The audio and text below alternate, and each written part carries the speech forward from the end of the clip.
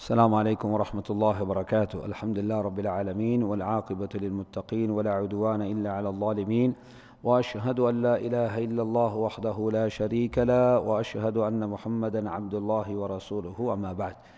அன்பிற்குரிய சகோதரர்களே, வாரிசுரிமை சட்டத்தொடரில் குர்ஆன் கூறக்கூடிய பங்கு முறைகளை சொன்னோம். குர்ஆன் அரை பகுதி என்ற ஒரு பங்கையும், பிறகு 4/1 என்ற ஒரு பகுதியையும், பிறகு 8/1 என்ற ஒரு பகுதியையும் சொல்கிறது. இது ஏற்கனவே இது பற்றி பேசப்பட்டு விளக்கப்பட்டது. சென்ற எங்களுடைய வகுப்பில் குர்ஆன் கூறக்கூடிய அடுத்த பகுதி, அதாவது 3/2, 3/1, 6/1, இந்த 6ம் தான் குர்ஆனில் சொல்லப்பட்டிருக்கக்கூடிய பங்குகள். குர்ஆனில் சொல்லப்பட்டிருக்கக்கூடிய பங்குகள் என்ன? அரை பகுதி, 4/1, 8/1. பிறகு அல்லாஹு தாலா 3/2, 3/1, 6/1 என்று இந்த பகுதிகளை சொல்கின்றான். அப்போ இதில் சென்ற எங்களுடைய வகுப்பில் 3/2 யாருக்கு கிடைக்கும், அதற்குரியவர்கள் யார்? அவங்க ஒரு லேடிஸ் டீம் தான், பெண்கள் தான் அதற்குரியவர்கள் என்பதை என்ன செய்தோம், விளங்கப்படுத்தினோம். இன்று 3/1 என்ற பகுதி யாருக்கு சொல்லப்பட்டிருக்கிறது? எங்களுக்கு தெரியும், 3/1 என்ற பகுதியில் முதலாவது சொல்லப்படுபவர் தாய். தாய் இறந்த அவர்களுடைய பிள்ளைகளுடைய சொத்துக்கு பங்குக்காரராக வருகின்ற போது தாய் 3/1 பகுதியை பெறுவார். இறந்த அந்த பிள்ளைக்கு பிள்ளைகள் இல்லாவிட்டால், இறந்தவருக்கு பிள்ளைகள் இல்லாவிட்டால், இறந்தது ஆம்பளை பிள்ளையாக இருக்கலாம், பொம்பளை பிள்ளையாக இருக்கலாம், பிள்ளையிலிருந்து தாய்க்கு வரக்கூடிய சொத்து எவ்வளோன்னு கேட்டிங்கன்னா 3/1 பகுதி. இறந்தவருக்கு பிள்ளைகள் இல்லாத போது, இறந்தவருக்கு பிள்ளை இருந்தால் 6/1 பகுதி என்ற பகுதிக்கு என்ன செய்வா, தாய் போய்விடுவாள். சரி, அப்போ எனவே 3/1 என்ற பகுதி பங்குக்குரியவர் யார் என்றால் யாரை சொல்லுவோம்?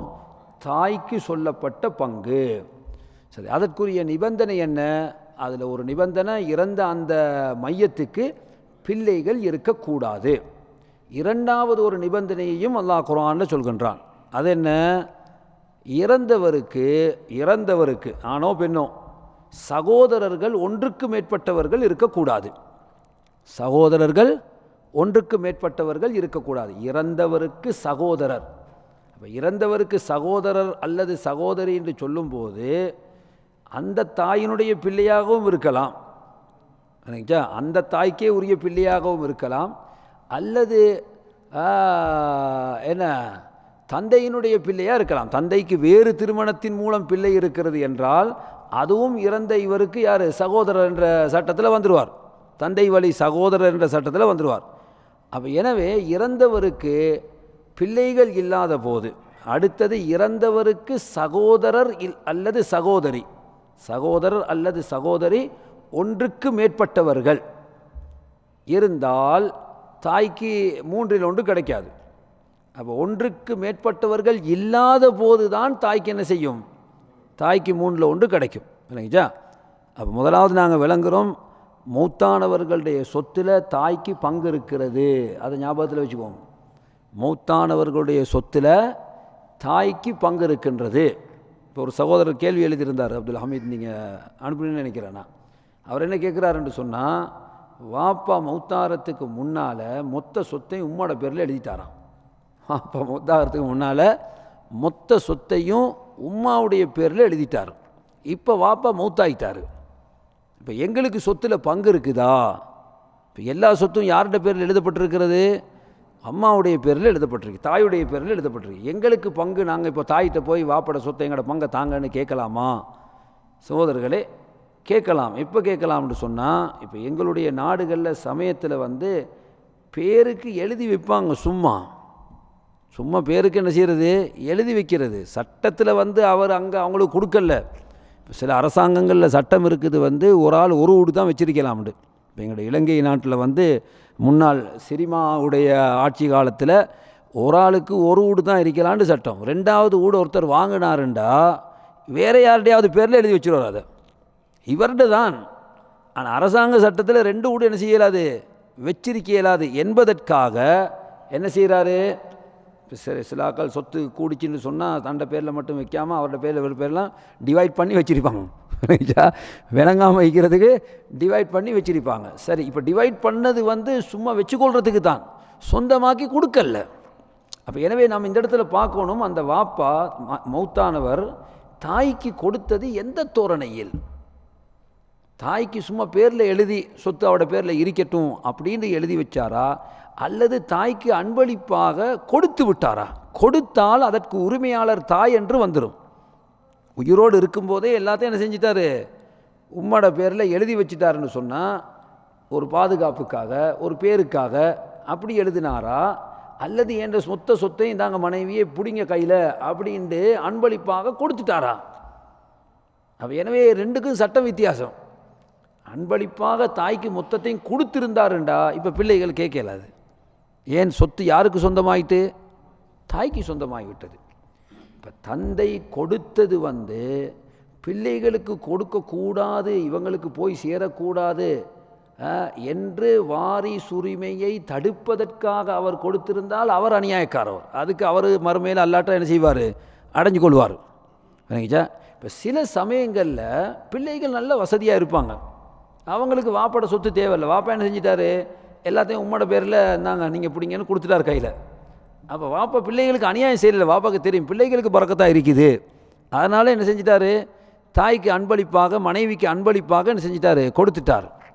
இல்லை அவங்களுக்கு என்ற சொத்து போய் சேரக்கூடாது என்று நினைத்து வாரிசுரிமையிலிருந்து அவர்களை தடுக்க வேண்டும் என்பதற்காக அந்த நோக்கத்தில் செஞ்சிருந்தா அவர் குற்றவாளி.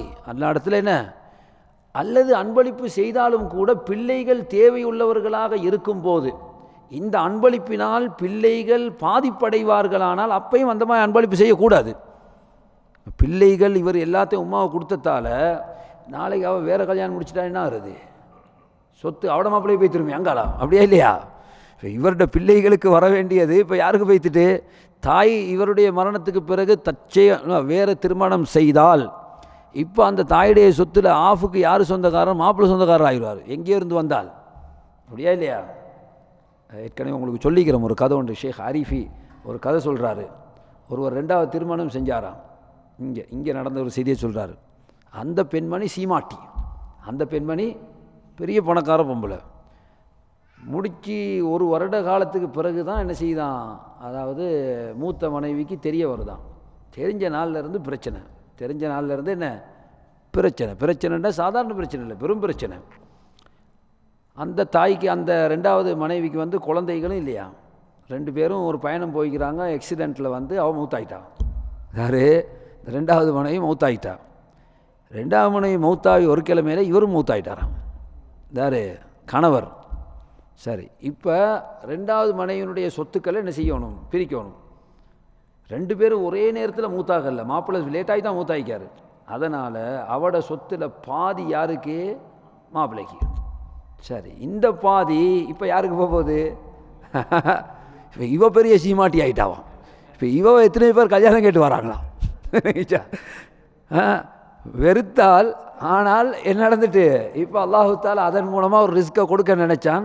இப்படி வேறொரு லைனில் என்ன சகோதரர்களே, அல்லாஹ் ரிஸ்க் அளிக்க நினைத்தால் அவன்கிட்ட கோடான கோடி வழிமுறைகள் இருக்குது. இப்போ சிலர்கள் துவா கேட்குற நேரம் எப்படி தருவானோ தெரியாதே அப்படின்னு யோசிக்கிறது. மேனேஜர்கிட்ட சொல்லுவானா, இல்லாட்டி பள்ளி இமாம்ட மனசில் போடுவானா, என்னத்துக்கு உனக்கு இந்த யோசனை எல்லாம் விளைச்சா? அல்லாஹ் நினைத்தால் யாருடைய தொடர்பு இல்லாமலும் தருவான். மரியமுக்கு கொடுத்து காட்டலே அல்லாஹ். மரியம் அலைஹிஸ்ஸலாத்துக்கு கொடுத்ததை குர்ஆனில் அல்லாஹ் ஏன் சொல்லி காட்டுகின்றான்? எனக்கு ஏனும், எனக்கு என்ன ஏன் உண்ட வீட்டில் நேரடியாக டிரெக்டாக உண்ட ஃபர்ஸ்டுக்கே கொண்டாந்து போடவும் வேணும் எனக்கு விளைச்சா? அல்லாஹ் நினைத்தால் செய்வான். அப்போ சகோதரர்களை, நாம் பிரார்த்தனை செய்யும்போது ஒரு தேவை அல்லாட்ட கேட்கும்போது, அல்லாஹ் அந்த அவரைக்கார் அவர்கிட்ட சொல்லி இல்லாட்டி இவர்கிட்ட சொல்லின்னு நாங்கள் அல்லாஹ்க்கு புத்திமதி சொல்லிக் கொடுக்க தேவையில்லை. தேவையை கேட்க வேண்டியதான், அல்லாஹ் தருவான்.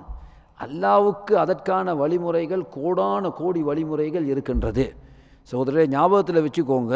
ஹதீஸில் நபி அவங்க சொல்கிறாங்க, அல்லாஹ் சொல்லுவதாகவே, என் அடியான் என்னை எப்படி நினைப்பானோ நான் அப்படி நடந்து கொள்வேன் அவனோட. நீங்கள் அல்லாவை எப்படி நினைக்கிறீங்களோ அப்படித்தான் ரியாக்ஷன் வரப்போகுது. இல்லைங்கச்சா? நீங்கள் தருவானா தரமாட்டானான்னு சந்தேகப்பட்டு கேட்டிங்கன்னா சந்தேகத்தில் தான் நடக்கும் விஷயம். இல்லைங்கச்சா? இல்லை, தருவான், அவனுக்கு முடியும், அவனால் ஏலும். விளங்கிச்சா? அந்த உறுதியில் தான் அல்லாஹு தாலா என்ன செய்ய போகிறான், எங்களுடைய பிரார்த்தனைக்கு அதிக கவனம் செலுத்த போகிறான். அதனால தான் நபி சொன்னாங்க, துஆ கேட்கும் போது அல்லாஹ் தருவான் என்ற 100% விதமான நம்பிக்கையில் கேளுங்க. ஒரு கடுகு அளவும் கூட தருவானோ மாட்டானோ தெரியாது அப்படின்னு சிந்தனை என்ன செய்யக்கூடாது, வரக்கூடாது. சரி, இப்போ அல்லாஹு தாலா என்ன செய்கின்றான், நினையாபுரத்தில் அடியார்களுக்கு வழங்குவான். சரி, இப்போ இந்த தாய்க்கு தந்தை என்ன செஞ்சார், அவருடைய சொத்தெல்லாம் கொடுத்தாரு. சும்மா ஃபார்மாலிட்டிக்கு கொடுத்திருந்தால் அவட பேரில் இருக்கட்டும், அவட பேரில் என்ன செய்யட்டும், இருக்கட்டும் அப்படின்னு கொடுத்திருந்தால் அவர் மௌத்தான பிறகு அந்த சொத்தில் பிள்ளைகளுக்கு என்ன சேரணுமோ அது சேர்ந்து தான் ஆகணும். ஏன், அது சும்மா அவங்களோட பேரில் எழுதப்பட்டதே அன்றி உரிமையாக்கப்படலை. இல்லை அவர் அன்பளிப்பாக உரிமையாக்கியே கொடுத்திருந்தால் மொத்தமே உங்களுக்கு தான். இப்போ கேள்வி கேட்கலாம், நாங்கள் அப்படி கொடுக்கலாமா எல்லாத்தையும்? ஒரு மனிதனுக்கு தன்னுடைய பொருளாதாரத்தில் தான் விரும்பியபடி செயல் புரிவதற்கு அவனுக்கு ரைட்ஸ் இருக்குது. ஆனால் அநியாயம் நடக்கக்கூடாது, அதுதான் அங்குள்ள நிபந்தனை. இந்த மாதிரி நீங்கள் கொடுக்குறதுல உங்களோட பிள்ளைகளுக்கு அநியாயம் நடக்குமானால் அப்போ நீங்கள் குற்றவாளி. இல்லை, அதனால் பிள்ளைகளுக்கு எந்த ஒரு அநியாயம் இல்லை, பிள்ளைகளுக்கு எந்த ஒரு அநியாயம் இல்லை, இவர் நல்ல வசதியாக இருக்கிறாரு, பிள்ளைகளும் நல்ல வசதியாக இருக்கிறாங்க, இவர் என்ன செய்கிறாரு, மொத்த சொத்தையும் அனாதை இல்லத்துக்கு எழுதி விட்டார். இப்போ பிள்ளைகளுக்கு பாதிப்பு வந்துச்சா? இல்லை, பிள்ளைகள் பாதிப்படே இல்லை. அப்போ அப்படி ஒரு சூழ்நிலையாக இருந்தால் இவர் விரும்பணுமா என்ன செய்யலாம். அப்போ எனவே இந்த தந்தை அவர் அந்த தாயிட பேரில் எழுதினது சும்மா ஃபார்மாலிட்டிக்காக இருந்தால் அப்போ பிள்ளைகளுக்கு சொத்தில் பங்கு இருக்குது. இல்லை, அவர் உண்மையாகவே என்ன செஞ்சிட்டாரு, தாய்க்கு அன்பளிப்பாக எல்லாத்தையும் கொடுத்துட்டாரு, பிள்ளைகள் அதனால் பாதிப்படைந்திருந்தால் அவர்களுக்கு இவர் பதில் சொல்லணும் கியாமத்தினால. விளங்கிச்சா? இப்போ தாய் எப்போ மௌத்தா போகிறாங்களோ அப்போ தான் என்ன செய்யும், இந்த பிள்ளைகளுக்கு அந்த சொத்திலிருந்து பங்கு வரக்கூடியதாக இருக்கும். எனவே தாய்க்கு கொடுக்கப்பட்ட முறைமையை வைத்து தான் இந்த சட்டம் என்ன செய்யும், மாறும். சரி, அப்போ தாய்க்கு இஸ்லாம் 1/3 பகுதியை கொடுக்கின்றது. ஒரு மௌத்தானா அவருடைய சொத்தில் தாய்க்கு வர வேண்டிய பகுதி என்ன, 1/3. நிபந்தனை என்ன, மௌத்தானவருக்கு பிள்ளைகள் இருக்கக்கூடாது, ஒன்றுக்கு மேற்பட்ட சகோதரர்கள் இருக்கக்கூடாது. இல்லை, ஒரே ஒரு சகோதரி அல்லது ஒரே ஒரு சகோதரன் மட்டும்தான் இருக்கிறார் என்றால் அப்போதும் தாய்க்கு 1/3 என்ன செய்யக்கூடாது, வரக்கூடாது. இது 2வது நிபந்தனை. தாய்க்கு 1/3 கிடைக்கும். 3வது நிபந்தனை என்ன சொல்கிறாங்க உலமாக்கள், எங்களுக்கு தெரியும், தாய் அதாவது கணவன் மனைவி 2ல் ஒரு ஆள் தாயோடு தந்தையோடு வந்தால், உதாரணமாக ஒரு மௌத்தாராரு, அவருக்கு தாயும் தந்தையும் உயிரோடு இருக்கிறார்கள், அவருடைய மனைவியும் இருக்கிறார். ஒருவர் மௌத்தாராரு, தாயும் தந்தையும் உயிரோடு இருக்கிறார், மரணித்தவர் பெண்மணி, இப்போ கணவன் உயிரோடு இருக்கிறார். இப்படி ஒரு சூழ்நிலை வந்தால் இப்போ பங்கை நாங்கள் பிரிக்க போகிறோம். யாருக்கு பிரிக்க போகிறோம்டா, தாய்க்கும் தந்தைக்கும் மனைவிக்கும் இடையில் அல்லது தாய்க்கும் தந்தைக்கும் கணவனுக்கும் இடையில். இப்போ இவங்க தான் பங்குக்காரர்கள் என்றால் இந்த மஸ்அலால இந்த சட்டத்தில் தாய்க்கு 1/3 அல்ல, தந்தைக்கு அதாவது கணவனுக்கு கொடுத்து அதுக்கு பிறகு தந்தைக்குரியது தந்தைக்கு என்ன செய்யும், 3/1 பண்ணுங்க அவருக்கு கிடைக்கும். விளங்கிச்சா?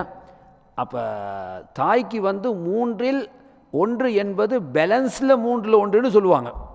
இப்போ உதாரணமாக நாங்கள் சட்டத்தை பிரிக்கிறோம், ஒரு மௌத்தாயிட்டார், மாப்பிள்ளை உசுரோடு வைக்கிறாரு, தாயும் தந்தையும் வைக்கிறாங்க. இப்போ என்ன செய்யப்படும், மாப்பிள்ளைக்கு பாதி கொடுக்கப்படும், மாப்பிள்ளைக்கு பாதி, என் பிள்ளைகள் இல்லாதால.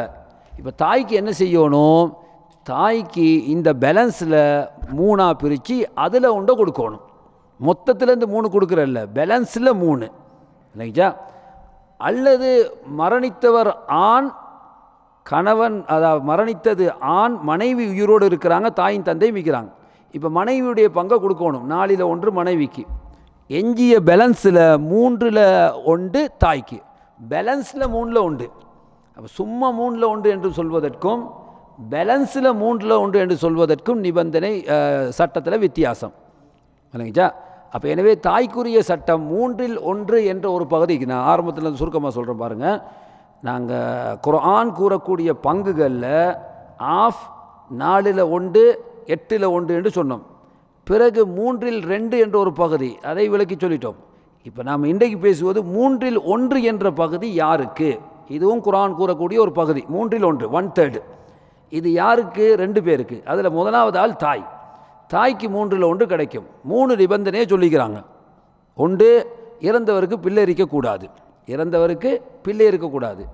இறந்தவருக்கு ஒன்றுக்கு மேற்பட்ட சகோதரர்கள் அல்லது சகோதரிகள் இருக்கக்கூடாது. 2வது நிபந்தனை. 3வது நிபந்தனை, சட்டம் இறந்தவருடைய கணவன் தாயும் தந்தையும், இறந்தவருடைய மனைவி தாயும் தந்தையும் என்ற சர்க்கிளுக்குள்ளே இருக்கக்கூடாது. இந்த சர்க்கிளுக்குள்ளே இருந்தால் அப்போ தாய்க்கு 3ல் 1 அல்ல, பேலன்ஸில் 3ல் 1, பேலன்ஸில் 3ல் 1. அப்போ தாய்க்கு 3ல் 1 என்று சொல்கிறத விட பேலன்ஸில் 3ல் 1 என்று சொல்லும் போது என்ன செய்யும், குறைஞ்சிரும். ஒரு உதாரணம் சொன்னால் விளங்கும்னு நினைக்கிறேன் நான். ஒரு உதாரணம் சொல்லுவோம் நாங்கள். ஒரு ஆள் மௌத்தாகிறாரு, ஒரு ஆள் என்ன செய்கிறாரு, மௌத்தாகிறாரு. மௌத்தானவருக்கு விளங்கிச்சா பிள்ளைகள் கிடையாது. யார் இருக்கிறா, மௌத்தானவருக்கு யார் இருக்கிறா, ஒரு சகோதரர் இருக்கிறார். ஒரு சகோதரர், தாயும் உசுரோடு இருக்கிறாங்க. மூத்தானவருக்கு ஒரு சகோதரரும் தாயும் உசுரோடு இருக்கிறாங்க. சரியா? இப்போ சகோதரருக்கு தாய்க்கு என்ன கிடைக்கும், மூத்தானவருக்கு புள்ளை இல்லைன்றதால 3ல் 1 தாய்க்கு கிடைக்கும். மூத்தானவருக்கு புள்ளை இல்லை, அதனால் தாய்க்கு 3ல் 1, மற்ற பேலன்ஸ் சகோதரருக்கு. இது ஒரு சட்டம். இப்போ ஒரு சட்டம் சொல்கிறோம் என்ன, ஒருவர் மௌத்தாராரு, மௌத்தாரவருக்கு உம்மா வாப்பா 2 பேருமே இருக்கிறாங்க. மூத்தானது ஆம்புல, மூத்தானவருடைய மனைவி இருக்கிறாங்க. சரி, இப்போ மனைவிக்கு என்ன செய்யணும், மனைவிக்கு 4ல் 1 கொடுக்கணும். இப்போ பேலன்ஸ் வரும் தானே. இப்போ தான் 1 லட்சம்னு வைங்க, மனைவிக்கு 4ல் 1 கொடுத்தோம்னா என்னாச்சு, 25 கொடுத்தாச்சு. இப்போ 75 மிச்சம். சரியா? இந்த 75ல் 3ல் 1 கொடுக்கணும். மொத்த 1 லட்சத்திலிருந்து 3ல் 1 பார்க்கக்கூடாது தாய்க்கு. 75ல் 3ல் 1 கொடுத்தீங்கண்டா 25 தாய்க்கு போகும், மற்ற 50 என்ன செய்யும், வாப்பாவுக்கு வரும். இப்போ வாப்பாவுக்கு கூடையா இல்லையா, வாப்பாவுக்கு கூட. இப்போ நீங்கள் மொத்தத்திலிருந்து கொடுத்தீங்கன்னு வைங்க, உதாரணமாக ஒரு மரணிக்கிறாரு, 1 லட்சத்தை விட்டுட்டாரு, மனைவி இருக்கிறா, மனைவிக்கு என்ன செய்கிறோம் நாங்கள், 25 கொடுத்துறோம், 4ல் 1. இப்போ மொத்த 1 லட்சத்தில் 3ல் 1 கொடுத்தீங்கன்னு சொன்னால் எவ்வளோ வரும், 33 ப்ளஸ் வரும். அப்படி தானே? இந்த 33 ப்ளஸ்ஸை தாய்க்கு கொடுக்குறோம், மொத்தம் 3ல் இருந்து பார்த்தோம்டா. இப்போ வாப்பாவுக்கு தாயோட ஈக்குவல் ஆகுது. ஒரு பெண் எடுக்கிறத விட அதே ஸ்டேஜில் உள்ள ஆண் கூட எடுக்கணும், டபுள் மடங்கு எடுக்கணும். அந்த டபுள் மடங்கு இல்லாமல் போகுது. எனக்குச்சா? அப்போ எனவே உலமாக்கள் என்ன சொல்கிறாங்கண்டா, சட்டம் இப்படி வந்தால், எப்படி கணவன் மரணித்தவரோடு அவருடைய தாயும் தந்தையும், கணவனோ மனைவியோ இப்படி வந்தால், இந்த சூழ்நிலையில் மட்டும் தாய்க்கு 3ல் 1 என்று சொல்லாதீர்கள். மனைவிக்குரியதை கொடுத்துட்டு கணவனுக்குரியதை கொடுத்துட்டு பேலன்ஸில் 3ல் 1ன்னு சொல்லுங்கள் தாய்க்கு. அப்போ தந்தையை விட குறையத்தான் என்ன செய்வா, அதாவது தந்தைக்கு அவளை விட டபுள் மடங்கு என்ன செஞ்சிடும், கிடைச்சிரும். இல்லாட்டி தாய் சமயத்தில் தந்தையை விட கூட எடுக்கிறவளா ஆயிடுவா. அப்போ அது பொது விதிக்கு முரண்படுகின்றது. ஏண்டா ஒரே ஸ்டேஜில் உள்ள, ஒரே அந்தஸ்தில் உள்ள ஒரு ஆணும் பெண்ணும் வரும்போது ஆணுக்கு டபுள் மடங்கு, பெண்ணுக்கு 1 மடங்கு. இப்போ மகளும் மகனும் வந்தால் மகளை விட மகனுக்கு டபுள் மடங்கு. ஏன்னா சகோதரரும் சகோதரியும் வந்தால் சகோதரியை விட சகோதரருக்கு டபுள் மடங்கு. இதே மாதிரி தான் தாயும் தந்தையும் வந்தால் அவங்க 2 பேரும் ஒரே ஸ்டேஜில் உள்ள ஆக்கள் தானே. எனவே தாயை விட தந்தைக்கு என்ன செய்யணும், டபுள் மடங்கு கொடுக்கணும். நீங்கள் 3ல் 1 கொடுத்தீங்கன்னா டபுள் மடங்கு தந்தைக்கு என்ன செய்யாது, வர மாட்டாது. சுப்ஹானக அல்லாஹும்ம வ பிஹம்திக அஷ்ஹது அல்லா இலாஹ இல்லா அன்த அஸ்தக்ஃபிருக வ அத்தூபு இலைக்.